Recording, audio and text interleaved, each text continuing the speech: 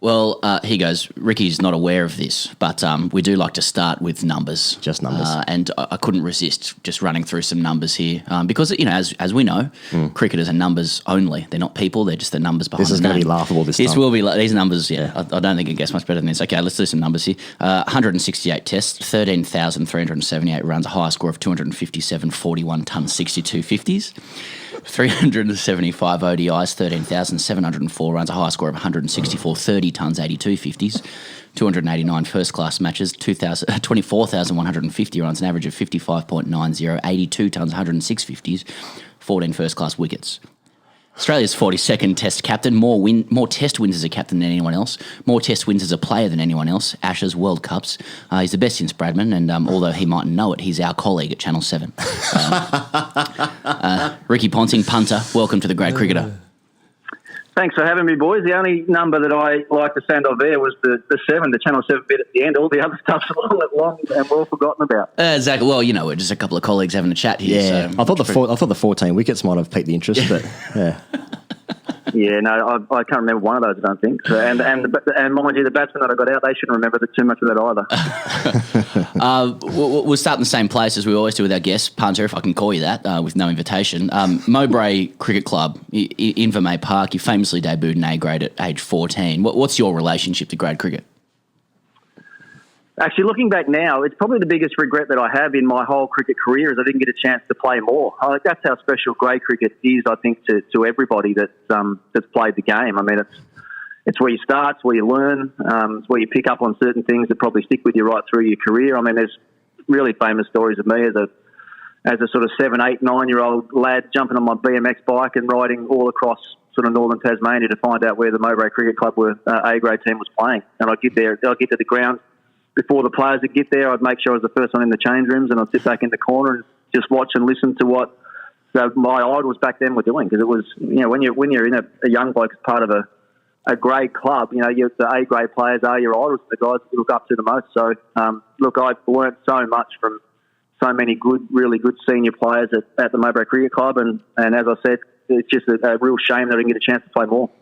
When you finished your career, you went back, when you announced your retirement, you actually went back to Mowbray and played a game, I believe, at the age of 38. You've played 170-odd test matches or whatever, or whatever. Yeah. And you've just rolled into Mowbray with your Cricket Australia kit.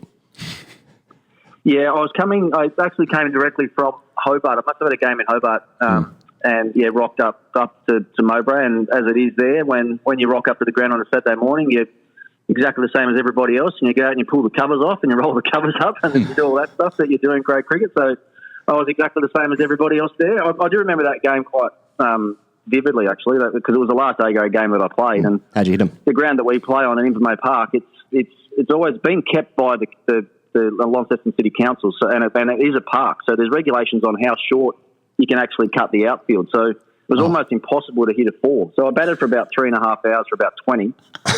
Finally got an unplayable ball to let go outside off stump that seemed back about 1.5 foot and clipped the top of off. So it was certainly a challenge. I think I always felt grade cricket a huge challenge anyway, because of the expectation everyone has at the club when you go back to play, a game here and there. Yeah. You're sort of expected to get 100 in no time or do that, and I certainly didn't do that in my last game.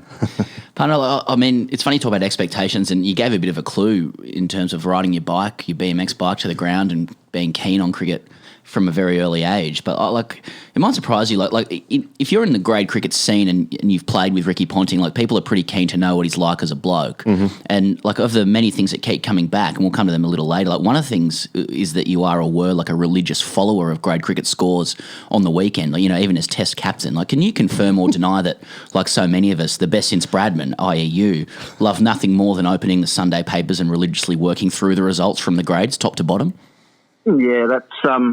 I've always been known as being a bit of a cricket tragic, and not just sort of an international cricket tragic or what's going on in first-class cricket around the world. But yeah, I'll have to put my hand up and admit that I would always keep a very close eye on grade scores, whether it was in Tassie or when I lived in Sydney. There, I'd always scroll through on a Sunday or even a Monday if the grade games were going across the whole weekend. And yeah, I'd get the training with the Aussie boys or the state guys a couple of days later, and I'd say to such and such Mike Hussey that someone got 100 in Perth, or say to Cameron White that I noticed that someone in Victoria is going really well opening the batting. So, yeah, there's certainly a lot of truth to those rumours. I kept a pretty close eye on what was going on. I wonder if you ever saw S. Perry. I think the reason why with that as well is when you are an Australian player or you're playing for your state, you just don't get a chance to go back to your club or even your associations to play much. So the one way you could sort of keep an eye on some of these youngsters that you were hearing about was just by checking what they're doing in the paper on the weekend. You went to the cricket academy at the age of 15, and I imagine you're probably the shortest bloke there, the youngest guy there. I mean, is that how you got so good at the pull shot? Just because blokes who are 20, 21, 22, just like, who the fuck's this 15-year-old bloke? I'm going to bounce him. I'm going to bounce him for 2 hours on the nets, and you're just sitting back and just rocking him. Yeah, I don't know if I was the shortest bloke there, but I was definitely the youngest bloke there. And yeah, I mean, I've been asked that a lot about the origins of my back foot play and pull shot and stuff. And I think it's definitely to do with, playing against men at a really young age. I think there was a fair bit to do with those older fast bowlers wanting to knock my head off and that sort of thing. But because I grew up, in Tassie as well, in northern Tasmania, you grew up playing on AstroTurf pretty much until you got to, even second grade cricket. A lot of third grade cricket, even in Tassie, still played on AstroTurf, and we know that the ball bounces a lot on that sort of surface. So I think that's where it sort of started and just became a pretty important part of my game.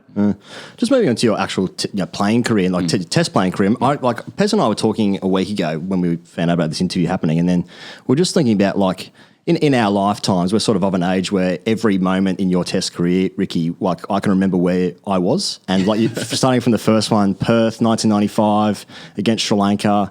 You're on 96, get that LBW decision, So basically what I'm saying is, because when you got out for 96 that day, I actually cried as a 10-year-old. I was 9. I was 9 years old and I cried. So I just want to know if you're willing to apologise to me for making me cry for not getting a 100 on test debut. Well, I just wish there was a DRS back then, because I think I would have been putting my hand up pretty quickly to make a signal to have a look at that decision on review. But, mate, if you cried, you can imagine how I was when I got back in the dressing room that day. I mean, that was the closest I ever came, I think, to crying on a cricket field when I was, worked as hard as I did. Finally got a chance to play my first test match, got close to making a 100-odd debut, which is obviously, as we know, a pretty small and select group. And then you got the decision that I got from an umpire that I don't think I actually played in another game that he officiated. Yeah. So it's actually Joel Wilson's first game. Well, that explains it. Yeah. Ricky, we talk a lot about how the great Australian sides, of which you were a central figure, did more than just give us joy, especially as children. For many children who grew up in this era, they made us feel emotionally safe. Safety is what we talk about. And with that in mind, when you took the coaching role for last year's World Cup and routinely stationed yourself on the balcony, were you consciously aware, in the middle of the night in Australia, just how safe you were making so many of us feel? Well, one thing I learned pretty quickly with being an assistant coach around that Australian team is you can't sit too close to the coach, because he is that emotionally involved in the game, and he's swearing or he's carrying on or he's cursing someone or he's always thinking that the worst is going to happen and we're going to lose the game or something. So I had to stay away from him as much as I could. But that experience in itself, mate, to be around the national team again in a World Cup campaign was awesome. And I think we probably didn't do ourselves justice in that semi-final against England, because I think, looking back, going into that game, I think we were clearly the best team in the tournament and let ourselves down in that one game. But, it was great to be back around the team again. It's so funny, Ricky, because the things that you've achieved in your career, you've actually been in literally every single important series that Australia's been in for the last 20 years or whatever, or 30 years, going back to the 90s. But probably the most iconic one is the 05 Ashes. And I'm sort of wondering where that sits for you in terms of your relationship to it, because I think if that was a drawn series or Australia won it, because Australia are always the bad guys, right? The series wouldn't mean as much as it did, and probably part of it is because it was such a big upset because Australia's team and whatever. But how often do you? Because you've won World Cups and played in the IPL and won the Ashes home and away and done all these amazing things. But how often do you think about the 05 Ashes, and have you spoken to Gary Pratt? Yeah, I actually did spend some time with Gary Pratt after the last Test match at the Oval. I actually gave him a pair of my shoes. Yeah, signed and handed him off a pair of spikes. So I think about it. I think about it a little bit because I get asked about that series a lot. Sure. I mean, it's probably the best series that I ever played in, but probably the biggest disappointment in my entire career as well as a player and as a captain. As you say, we went there with an awesome team that was expected to win. Yeah. We started the first Test match or the series really well with a really emphatic win at Lords in the first Test, and then things just slowly went downhill from there. So, I mean, I think at the end of the day, though, that series probably put Test cricket back on the map a bit as well. I think it rejuvenated the game all around the world on the back, and I think that just goes to show how big Ashes cricket is. You know, it's always been the pinnacle and the optimum, as far as I'm concerned, of our game. And you know, I had some good times and some not so good times playing Ashes cricket. But it's when you sit back now, having been retired, you just wish you could go and play just one more Ashes Test to be awesome. Like how scared were Australia of Flintoff that series? Because it feels like Australia tried to find a Flintoff 05 for about 15 years. Well, still looking for one. You know.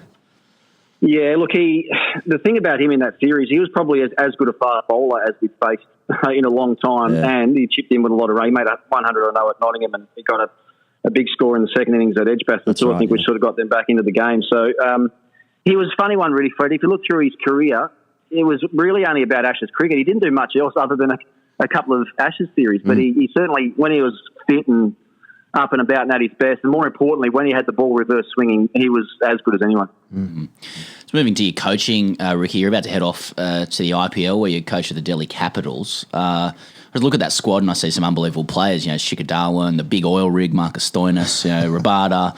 So it's hard to know where to gear a question to you, but like given the opportunity, I guess I'd like to ask, you know, how proud of Ravi Ashwin will you be, and how great will the circuit be when he single-handedly secures the IPL title via multiple mancads? Yeah, I'll be having a chat to him about that. That'll be the first thing that I do, because obviously he wasn't in our squad last year. He's one of our players that we traded for to bring into the squad this year. Look, he's a terrific bowler.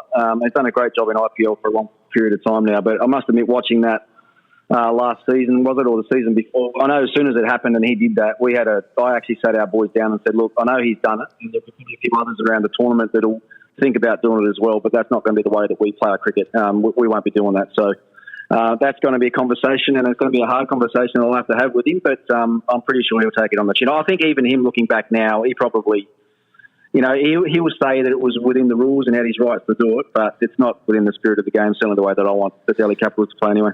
Fair enough. Do you not feel like there seems to be an increased push towards normalising the mancad, like on that basis, as in, you know, people say, well, you know, a batsman's out or batter's out of their crease, well, then we should be able to gain an advantage out of that too if they do as well. That's not how you see it. You sort of see a more intangible spirit element to it. Oh, I think there's ways that you can actually stop batsmen cheating like that. I think if the bowler was to stop and the batsman was, you know, a foot out of his crease, for instance, why don't you just penalise them some runs or something? Do that, and then they won't do it again. And you've only got to do that once at the start of a tournament, and then all the players see it, and you can guarantee that the players won't be fudging any ground from there on. So that's certainly the way I'd go about it. I chatted to some of the match referees about it during last year's IPL as well. That there's got to be, if the umpires make a stance and do something to actually warn the batsman that they might be cheating, then I think that's better than having an ugly incident of a mancat. Ricky, I was watching your Australian story last night, as I like to do just from time to time, just YouTubing Ricky Ponting clips, mostly from Road Blender 2, just pull shots and Damien Martin cover drives. But in that story, your dad was obviously interviewed as well, and he was talking about when you sort of announced your retirement and you made the phone call, and you said that your dad didn't want to accept it. He didn't want to accept that you were going to stop playing, and he thought you were going to just play forever and stuff. And it's really funny because we talk a lot about here at the Great Cricket about, you know, relationships to dads, and most of the times dads will tell you at the age of 19 to go and get a real job, move out of the house, go to university, try and find love, that kind of thing. But your dad wanted you to keep playing forever. So, you know, like how hard was that conversation to actually have with your old man about that? Yeah, his reaction was, it was completely different than when I told Rihanna that I was going to retire. Her reaction was, look, you don't have to do this anymore. You don't have to keep putting yourself through it. But whatever decision you want to make, then I'll back it up and we'll just move on. And then, so I ring Dad from Perth a couple of days before the Test match there and say, Dad, it's time. I've made the decision and I'm retiring. He said, don't be bloody stupid. You won't. I'll just go and get 100 tomorrow and everything will be fine. So, just get 100 against Stain and Morkel. That's all right. Yeah, at 38 years of age when I hadn't made 100 in about 6 months. So, yeah, just go get 100 tomorrow, but boy, and everything will be okay. But, I mean, the other thing that he said, which is, you know, what he said in that Australian story was, I think something along the lines like he might have lost an Australian cricketer, but he might have got his son back or something. Because I'd obviously spent as much time away. Well, so I spent pretty much all of my time from the age of 15 even to now, where I've probably not spent any more than about a month, sometimes even in the same state as my family. So, that's where my cricket career went and took me away from family and friends or whatever else. But you know, you've got to make certain sacrifices in your life to sometimes get the best out of yourself. Moving, Ricky, to the sort of clash this summer between Australia and India, sort of almost a heavyweight clash again now with Smith and Warner back. If it goes ahead, there's going to be a lot of focus on the battle of the big boys, as we call it, Smith v. Kohli. I'm not going to lazily ask you to name your preferred player, more for your safety in India, if it's not Kohli. But of the two, who would you say is more important to their team, and how do you see the series shaping up generally? Gee, that's a really good question. Who's more important? Oh, you'd probably say Virat is probably more important to India than Smith is to Australia. One, because he's captain. I think, if he had a bad series with the bat here, I don't think there's any way that he would lead that team as well as if he's having a good series with the bat. So I'll probably say he's more important. The other thing to think about with the series is just how good the fast bowling attacks are going to be as well. I mean, India's attack for the last 3 or 4 years has arguably been as good as any in the world, and that's in home conditions and away. So they showed us out here a couple of summers ago just how good they are now with Shami, Ishant, Bhuvaneshwar Kumar and Bumrah. Yeah, I mean, they've got a really well-rounded fast bowling attack. So, and you put Umesh Yadav on top of that as well, who can bowl sort of 160 k's an hour. They're very, very good. So it's always a great clash, Australia-India, whether it's a T20, a one-day or a test series, and I'm really, really excited about what might happen in this coming series. I know you've worked a lot with Marnus. I'll call him Marnus by his first name, and you've backed him, especially when very silly people were writing him off early in their career, early in his career. Like he's had an incredible ascension through the Ashes and a standout summer. Where should Australians expect him in terms of maintaining, those lofty heights when it comes to India? Where should we pitch our insatiable expectations? Best since Bradman. Yeah. Yeah, mate. It's a remarkable story, really, isn't it? Coming into the side when he did. Play those couple of tests, went back out of the side, comes in the Ashes series when Smithy gets knocked out, and literally hasn't missed out since. He's the way he's gone about it, the way he's played. It doesn't look like there's too many, technical chinks in that armour. But I think the expectation probably has to come down a little bit. I think what he's done, the last 12 or 18 months, I don't think anyone can think that that's going to continue as good as it's been. There'll be times he'll have his ups and downs, but geez, he looks like a really good, complete test match player to me that, could potentially be around for a long, long time for Australia. Mm. You must have a really interesting relationship, Ricky, with India because, I sort of remember maybe not in Australia, but certainly overseas, you sort of had this representation of being very serious or very competitive or unfriendly on the field or whatever. But everyone that we speak to just says that you're an absolutely ripping bloke. And so, first of all, what are your secrets? And second of all, what's Harbhajan Singh like as a bloke? Yeah, I mean, everything did a full circle there with Harbhajan. I mean, he went probably from being my fiercest competitor, and he got me out a lot as well. He probably got me out as much as anyone in international cricket. And then I retire and I go, I'm head coach of the Mumbai Indians, and he's in my team. So, and I actually played with him. I captained the team that he played in the year before. So, that went a full circle there. What are my secrets about being a good bloke? I think it's just when it's cricket time. When it's cricket time for me, I am ultra serious. And people will they'll say that when I was playing, and I'm pretty sure anyone that I've worked with as a coach would say exactly the same thing. I want to get the best out of myself first and foremost, and I want to get the best out of everybody that I come in contact with that I'm coaching or playing with. So, but away from that, when it's not cricket time, I have as much fun as anybody else. And I think one thing I've learned with the coaching, certainly in India the last couple of years, it's such a relationship-based industry. I think whether it's coaching an AFL team or whatever, or coaching a cricket team, you just have to forge really good relationships, and sometimes you've got to be flexible yourself to make sure that those relationships work. But last year at the Delhi Capitals was as much fun, I think, as I've ever had around any cricket team. I played in, as you say, World Cup wins and Ashes series wins and whatever else. But the group of guys we had together last year, the level of play that we achieved and what we did away from actual competition last year was just two of the best months of my life. So I've got 3 months coming up in a little while to hopefully recreate that same sort of environment and same sort of feel, and hopefully we can go one step better this year and make it into the final. I think you're showing what a great bloke you are right now, Ricky, because when we talked to Mike Atherton after 10 minutes, he said, can we go now? And you're still talking. Can I go now? So you're still talking to us. I was surprised you wanted to talk to him for 10 minutes anyway. Nice. Well, speaking of alphaing, actually, I was going to say this question to the ends, because this is the one I've been really wanting to ask you. Like Higo said, everyone we talk to who's run into you only has great things to say about the attention and respect you show guys of lower standing. And everyone would be of lower standing than you. So there's guys from grade cricket who've played a bit with Tassie and talk about you sharing greyhound tips with them, extending your hospitality to people, like endless stories about you throwing balls to younger players, like late into your career when you don't need to. While you're here, like what advice would you give to all the would-be alphas out there who ignore players in lower grade, look over their shoulders in conversation and generally think if they're a better cricketer than someone, they're a better person than them too? Well, I really want to be giving too much advice out there for people to change their personalities or their characters. But look, isn't it all about, like, if it's happening at a grade club, isn't it all about your club? It's not just about you or your team. It's all about your club and trying to bring people on and make people feel that they're part of the overall journey of club cricket or state cricket or Australian cricket. That's what I always did. I mean, I was always a really good student of the game as well. I think I understand technique quite well, whether it's fielding, bowling, or batting, to be honest. So I always felt that I had so much information that I could pass on to these other people and just to try and make them better. That's really is, and my motto when I first started the game was I just wanted to be a great player in a great team, and so I wanted to be able to bring others along with me and maybe improve them where I could. So that's just me. I mean, it's just something I think was probably just instilled into me at a young age. I had people helping me out at the Mowbray Cricket Club when I was 10, 11, 12 years of age, and that's just the way I grew up, and that's the way I live my life now. And that's what I can do when I'm not coaching is obviously pass it on to my kids as well and make sure that I'm doing the right thing by them every day, and then they're growing up the same way that I grew up. Well, to lend a grade cricket lens to that, you played in some pretty good teams.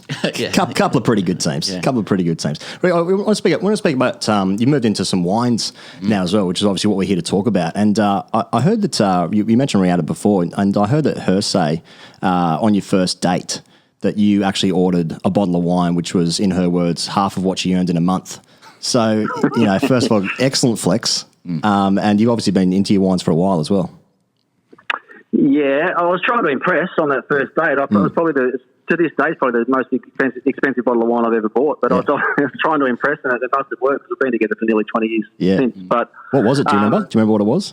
No, I don't actually. Yeah. She probably does. She's got a better memory of that stuff than I have. But we have started our own wine businesses, which has been a lot of fun actually for Brianna and I to be able to work together on a project like this. That's obviously one that we're really passionate about. The brand carries our name, so it's really important that we're doing everything we can to make it the best product and best business possible and best brand possible. And through these COVID times over the last 4 or 5 months as well, it's actually given us a focus and actually something to do rather than sitting around home and just trying to homeschool the kids all day every day. We can get up and do some work together on a passion of ours, which is the wine business. So yeah, look, I've probably been, I've learned a lot about wine over the last, more since I've retired. I've been able to drink a lot more now that I've finished than I was when I was playing. But and through this COVID period as well, probably drunk a little bit more than I probably should have. But so I'm learning more and more about it every day. But so the wine business has been sort of up and about and in discussion and stuff for about 18 months, and the last 3 or 4 months it's been on sale through direct sales through our website, which is pontingwines.com.au.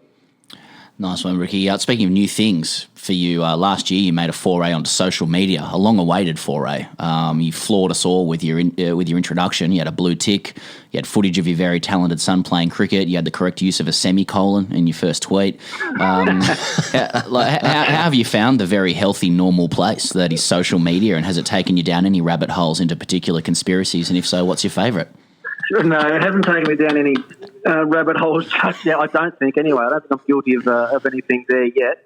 Look, I'm very much, when I say it's Brianna and I as well that are trying to come up with content things to put out there. But as you can see, it's something that I'm not great at yet. I've probably only posted once a week, I reckon, for the last 3 or 4 months since I've actually been on, or 6 months since I've been on social media. But it's a challenge. The people that get up and are posting 2 or 3 times a day, I don't know how they get the time to think about it, come up with some of the ideas and concepts that they do. So for us at the moment, as I said, it's very much a new thing for us. And Yeah, so any advice that you guys have got for me there would be much appreciated.